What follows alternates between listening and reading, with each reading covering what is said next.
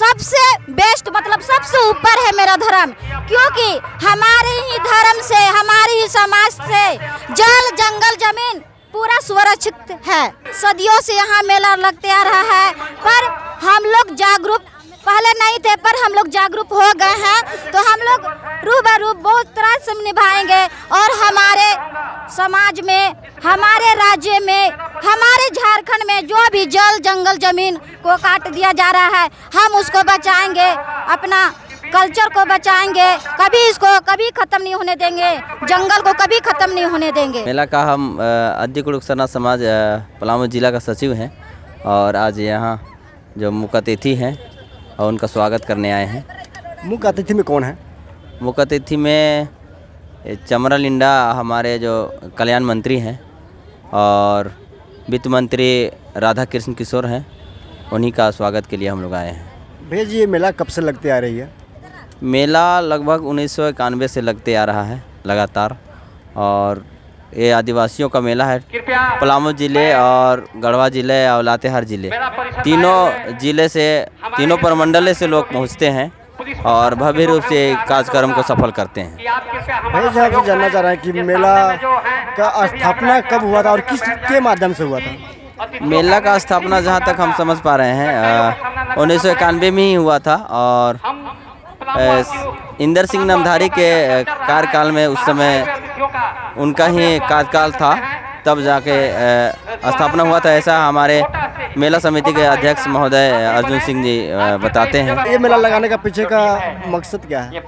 मेला लगाने का सबसे बड़ा उद्देश्य है कि हमारे पलामू जिला में जो भी आदिवासी लोग हैं एकत्रित होकर अपना कार्यक्रम और अपना भाषा संस्कृति को बचाने के लिए ये मेला लगाया जाता है, जो कि हर एक पलामू जिला से जो भी गांव है आदिवासी का, वो लोग नहीं मिल पाते हैं एक जगह, तो इस मेला के माध्यम से यहाँ आके मिलेंगे और उसके माध्यम से अपना संस्कृति को दिखाएंगे और बताएंगे और लोगों को समझाने का प्रयास करेंगे। इसी उद्देश्य से मेला लगाया जाता है। एक चीज़ और हम जानना चाह रहे हैं कि जो अभी स्वागत करता है, आप देख रहे हैं ये लोग घामा में है, यानी धूप में है, इस पर आप क्या कहना चाहेंगे? हाँ, तो मौसम के अनुसार से तो धूप है, पिछला बार इतना धूप नहीं था, ठंडा लग रहा था, लेकिन इस वर्ष धूप लग रहा है, तो कोई बात नहीं है। हम लोग जिस काम को हम ले लेते हैं उसको पर तन मन धन से हम लोग करते हैं, ये आदिवासियों का खासियत होता है। भैया, जैसे कि ये आदिवासी आप बोले, तो यहाँ पे तो हर वर्ग का व्यक्ति आया करते हैं। बेशक हर व्यक्ति के, हर वर्ग के लोग आते हैं, पर हमारे लोग आदिवासी मेला जिसको बोलते हैं, तो आदिवासी विशेष रूप में अपना कुछ दिखाने आते हैं, कुछ करने आते हैं, कार्य करने आते हैं।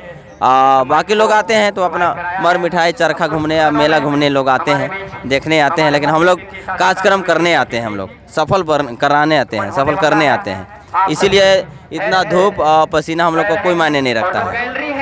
भैया जी, जैसे कि बहुत सा स्टॉल में लगी हुई है, इस पर आप क्या करना चाहेंगे और ये स्टॉल से आखिर लोगों का फायदा क्या मिल सकता है? हाँ, जहाँ तक हम जान पा रहे हैं कि स्टॉल सरकारी विभाग का जो भी वितरण होता है, जो भी सरकारी वितरण जो होता है उसका सबका स्टॉल लगा हुआ है। सारे लोग यहाँ कन्यादान भी होता है सुने हैं, तो बहुत सारा चीज़ स्टॉल लगा हुआ है, जो कि सरकारी विभाग जो कार्य नहीं कर पाती है अपने अपने कार्य क्षेत्र में, कार्य समय में, और यहाँ के वो बेहतरीन रूप से करने का प्रयास करती है, उसी का स्टॉल लगा हुआ है। भैया जी, पहले ये मेला सैंपल लगा करता था, लेकिन 2022 से ये मेला का आदिवासी राजकीय महाकुंभ मेला का दर्जा दिया गया, इस पर आप क्या कहना चाहेंगे? 2022 नहीं, 2021 से, क्योंकि इससे पहले यहाँ मेला लगता था, लेकिन भव्य रूप से नहीं लगता था।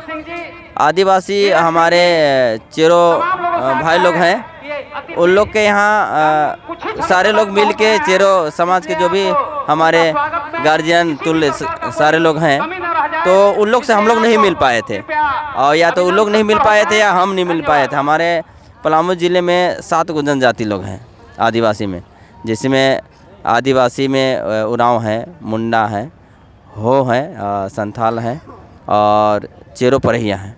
तो इस तरीके से मिला के हम लोग 7 गो हैं। 7 लोग अभी तक नहीं मिल पाए हैं, और अगर मिल जाते तो शायद अभी तो हमको लगता है कि शुरुआत हुआ है 2021 के बाद, इससे भी बड़ा होगा, हमारे अनुसार से लगता है। और जब हम लोग उरांव और चेरो मिले हैं तो इतना बड़ा हुआ है, तो सारे सातों मिल जाएंगे हम लोग तो सोचिए इससे भी बड़ा होगा, मेरे अनुमान से लगता है। अब भैया यहाँ से जानना चाह रहे हैं कि शिक्षा के क्षेत्र या विकास के क्षेत्र में आदिवासी आगे हैं या नहीं? हाँ, आगे है, हो रहे हैं, ऐसा नहीं है। शिक्षा के क्षेत्र में भी आज हमारे माननीय मुख्यमंत्री हेमंत सोरेन आदिवासी हैं, तो शिक्षा के क्षेत्र में हैं और विकास कर रहे हैं, आगे हैं। और हर एक जगह में आदिवासी जहाँ रह रहे हैं, बहुत ऐसे जगहों में है ऐसा कि लोग नहीं शिक्षा पहुँच पाई है, लेकिन ऐसा नहीं है। सारे लोग शिक्षित रोज़गार से, शिक्षा से जुड़ रहे हैं और हम लोग वंचित नहीं हैं। हम लोग डायरेक्टली अब सारे लोग से मिलते हैं, जो अधिकार है हमारा, हम लोग हक अधिकार के लिए लड़ते हैं और लड़ रहे हैं अभी तक। हमारा अभी सरना धर्म कोड के लिए अभी तक लड़ रहे हैं। अभी तक हम लोग का सरना धर्म कोड नहीं मिला है और हमारे सरना भाई, हमारे आदिवासियों को, सारे लोग का मांग है हमारा सरना धर्म कोड अगर मिल जाए तो हम लोग का सारा कामना पूरा हो जाएगा।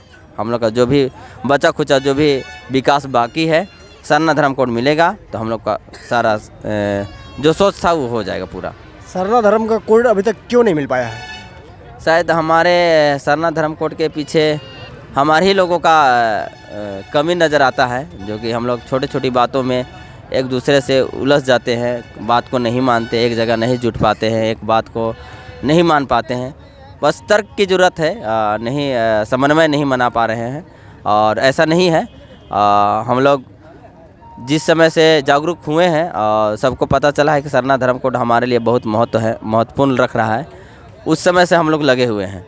ऐसा नहीं है, हमको लगता है कि कुछ ही क्षण बाद हम लोग को सरना धर्म कोड मिल जाएगा, ऐसा महसूस हो रहा है। थैंक यू भैया। धन्यवाद आपको भी। जोहार जोहार।